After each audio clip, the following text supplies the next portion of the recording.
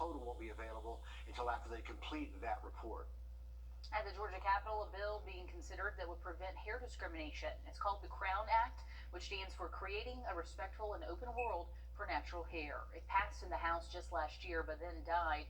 So now they're reintroducing it in the Senate this session. It means your boss essentially can't say you have to relax your hair or tell you that you can't wear protective styles like Bantu knots. I think definitely people should definitely be able to express themselves, wear their dreads, wear their curly hair, wear their afros. It's kind of like freedom of speech. You're free to be yourself. If you want to have highlights or if you want to have red hair, you should be able to.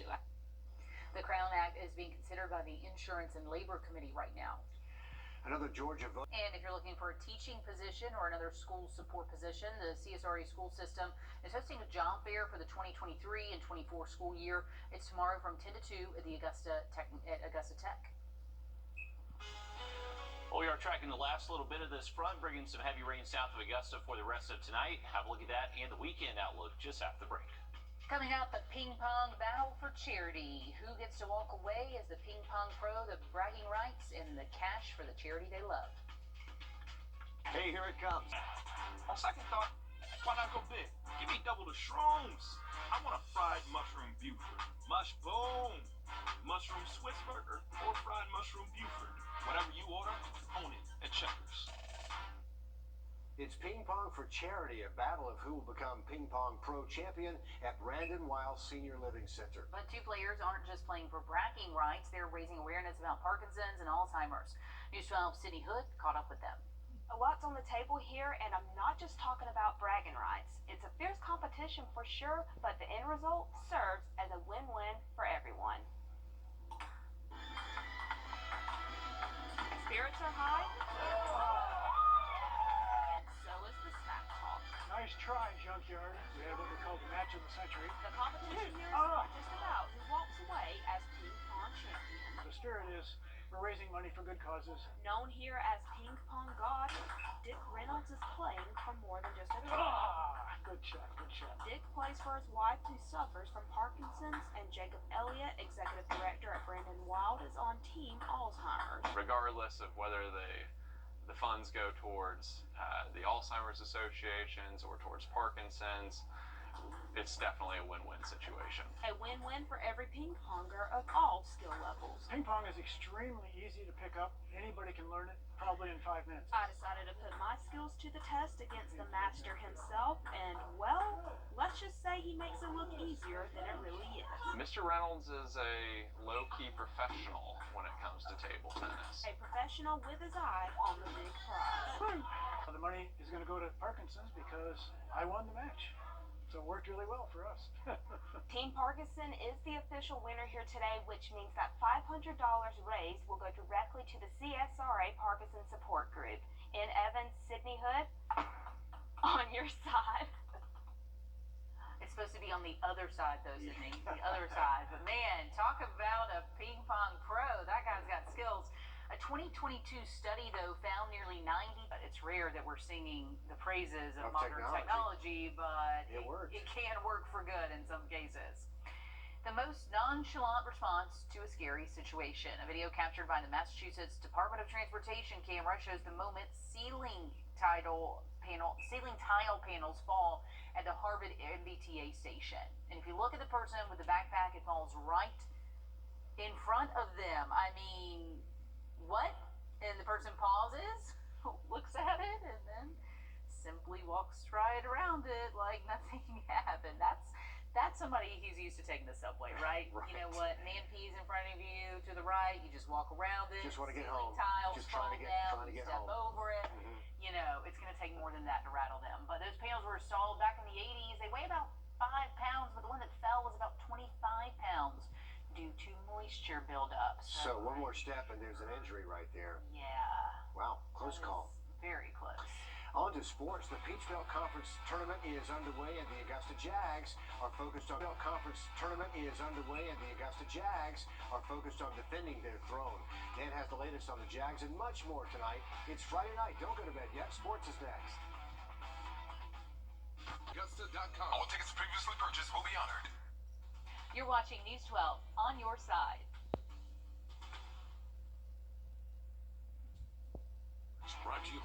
Talk Law Group. Good evening, everyone. In the midst of the chaotic high school basketball playoffs, college basketball teams are fighting for their conference championships, and the Peach Belt is no exception. Let's get over to Chris and Mary Fieldhouse, where the co-conference regular season champion Augusta Jaguars were hosting Columbus State in the second round, looking to protect their title from last season. Let's get to the first half. Miguel Arnold forces a turnover, and Darren Lucas White is the beneficiary of that play, adding to the Jags' early lead. He's coming right at you.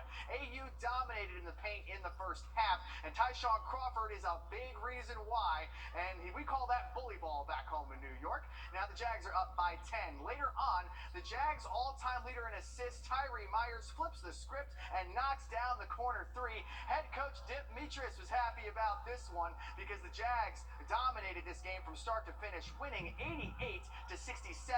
Their next game will be on Sunday at 1 o'clock against Lander. And the reason the Jaguars are playing Lander is because the Bearcats knocked off the top-seeded USC Aiken Pacers 93-81 tonight. The Pacers came up short in a season where they beat Augusta twice and earned a share of the regular season conference title. At the Division I ranks, the SEC Women's Tournament is ongoing, and the undefeated and defending national champion South Carolina Gamecocks demolished Arkansas 93-66. Victoria Saxton led the way with 19 points for the Gamecocks, and Aaliyah Boston did what she does, which is get another double-double. The Gamecocks moving on to face Ole Miss tomorrow at 4:30. On the high school basketball front, we had two teams playing in their respective state Final Fours tonight. In Class 3A, the Cross Creek boys basketball team did not get the result they wanted on the road against Sandy Creek, 61-44. This means the Razorbacks' bid for a three-peat is over. Then in Class 1A, the Swainsboro boys season also came to an end at the hands of Mount Pisgah Christian, 53-49. Now there's only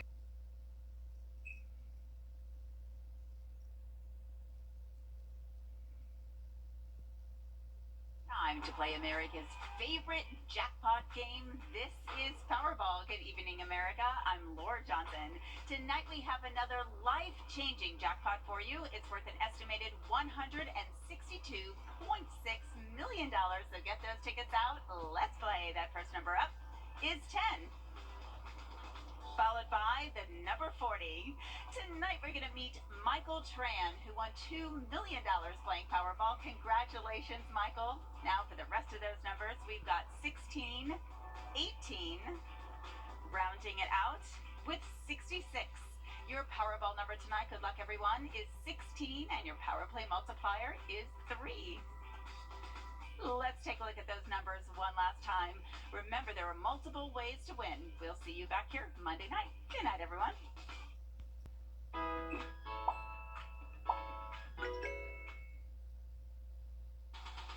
From the station that's on your side, this is News 12 at 6 o'clock. Thank you for joining us here at News 12 at 6 o'clock. First things first, Columbia County deputies say a suspect accused of stealing a cement truck this week died last night by suicide. Deputies say 41-year-old Eric Bodie, who was booked on Tuesday for suspicions of reckless driving, theft, and fleeing an officer, was found dead inside his cell around 11 p.m. last night. This is video from Monday surrounding the incident. Columbia County deputies say a cement truck driver called 911 to report his truck stolen at a gas station, and then two Columbia County deputies spotted it driving down I-20 and tried to stop it. A chase starting with Georgia State troopers joined in following that, and some of the concrete even spilled onto the highway and had to shut it down. Authorities eventually detained Bodie, but by the time they reached Greene County, deputies say an autopsy has been scheduled. And Richmond County officials say they found an inmate dead in their cell inside the Charles Webster Detention Center yesterday as well. Coroner says 51-year-old Patrick Logan passed away from what appears to be a natural death, but Richmond County deputies say they found him between 6 and 7. That report from the coroner says 8:40, but they have scheduled an autopsy to confirm the cause of death.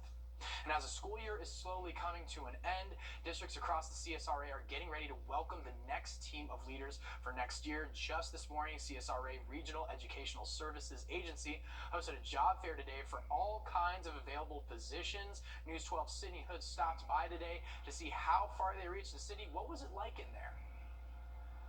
Well, Craig, the school year isn't over, but it's never too soon to start looking ahead. And today, 12 school districts did just that, stretching from Richmond and Columbia all the way down to Jefferson and Emmanuel counties. They were out scouting for their newest team of leaders, looking for all positions of all kinds, both in and outside of the classroom. So teachers, parapros, cafeteria workers, and bus drivers. It all comes in the midst of a nationwide teacher shortage, but today there wasn't anything short about the passion for the profession. They come here, it's beneficial for those that are looking for the positions, but it benefits us as well too because we meet new people and invite them into our systems. And coming up tonight, all new on News 12 at 11 o'clock, we'll introduce you to some of those people looking to join our local school systems and hear from them about why they want a job in education. But stay tuned for your main weather forecast coming up right here after the break. We know. With a looming teacher shortage across the country, school districts in our area are looking for the next set of leaders before the 2023 to 24 school year. Our News is live in the studio with a look at the need for our local counties in education. Well, what once was a rewarding career is no longer for some. In this recent data from the Department of Education, it shows the Georgia teacher shortages in subjects such as English, special education, math, science, social studies. Now, this is just for the 2022-2023 school year, and it's not just one grade impacted here. We've got pre-K, kindergarten, all the way up to 12th grade. Now, this is not an overnight fix, but today proved to be. The passion for the profession goes beyond any type of shortage. And it's something that I'll have a passion and a drive doing, so it won't just be a job, it'll be a career. A career Robert Bryant has thought about for years. I feel like I am a teacher, not like I want a job as a teacher, but I'm a teacher naturally. Naturally, he found himself here looking for his dream career. There's always been a need for teachers every school year. It's a need school districts in the area from Richmond all the way down to Emmanuel County feel right now. We're not looking for as many as we have in the past few years, but you never know, things change. But no matter what changes, the passion for the job always stays the same. It gives us that opportunity to really connect with people in the community about what teaching and education is all about. And for some, education just means more than a daily 9 to 5. My mother, she's retired and as a teacher, and she still has students who come up to her, and that's kind of something that I want to sort of, in a way, I guess, as trite as it may sound, leave a legacy. Now, if you didn't make it out to the job fair today, you want to be sure and look out for openings on our 12 local districts website. And to do that, you want to be sure and check out this story on our website for those links. Thank you for the heads up. School is certainly not out. Thank you for that, Sydney Hood. Well, another train has derailed in Ohio this afternoon. Clark County emergency management crews reported 20 cars out of a 212-car train derailed near State Route 41 around 5 p.m. Neighbors were asked to evacuate the area out of caution, and so far officials report there was no hazardous material on board.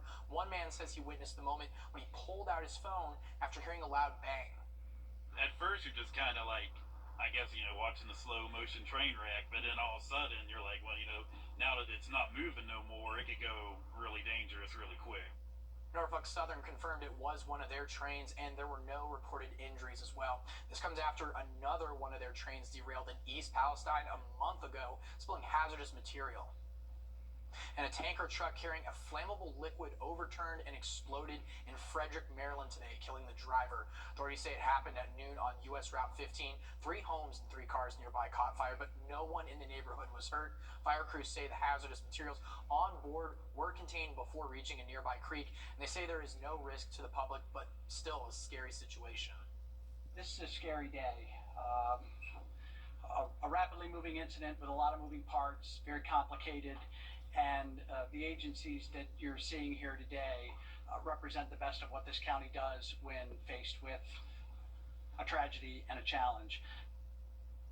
And the Maryland state officers are working to determine what caused this crash. Well, now that Alex Murdaugh is sentenced for the murders of his wife and son, he's now being processed at an evaluation center in Columbia, South Carolina. State Department of Corrections says he will undergo a series of medical and mental health tests before he serves 2 consecutive life sentences. Plus, they say there will be additional background and educational tests Once those are done, they'll evaluate the results and his sentence to figure out the maximum security facility he'll go to. His defense team is working on an appeal right now. But coming up, former President Trump closes out the work week. Those rainfall chances looking a little bit isolated to scattered by Friday.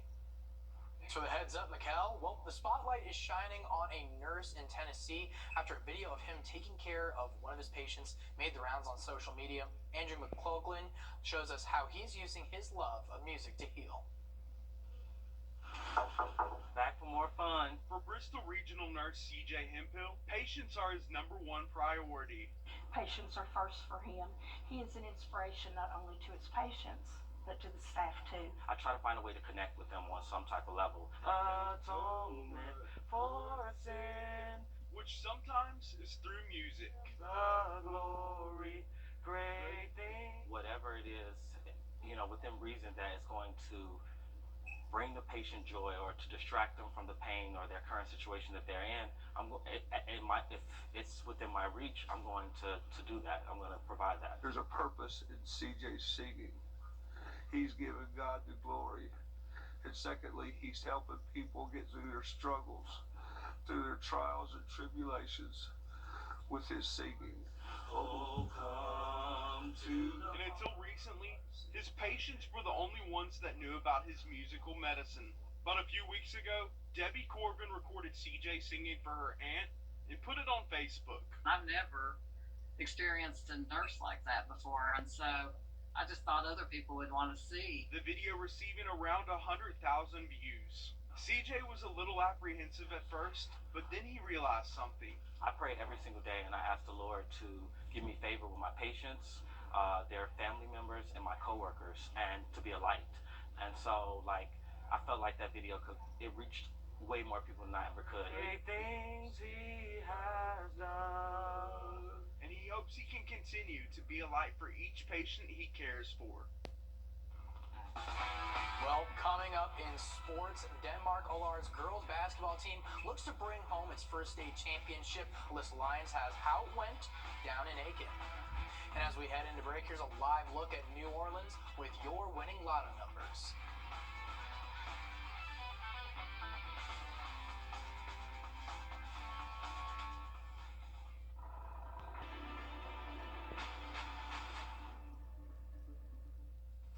You're watching News 12 on your side.